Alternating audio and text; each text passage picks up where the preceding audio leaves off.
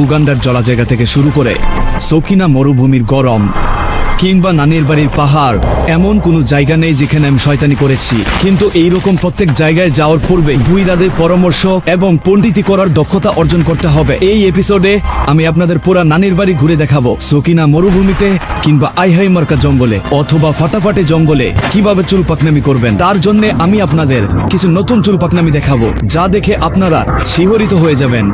কোনো জায়গায় আমরা এমন মাইনকাট চিপায় পড়ি যা অনেকেই এখনো দেখেনি। এবার আমি আপনাদেরকে 2022 সাল থেকে যতগুলো এপিসোড করেছি সব একসাথে দেখাবো।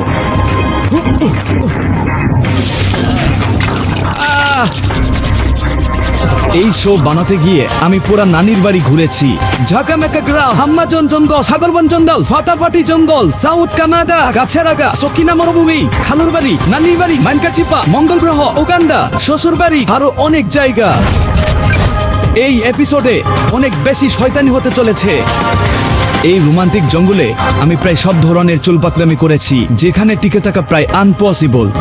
অবস্থা সত্যি খুব খারাপ। পাবনায় টিকিট কাটার মতো অবস্থা।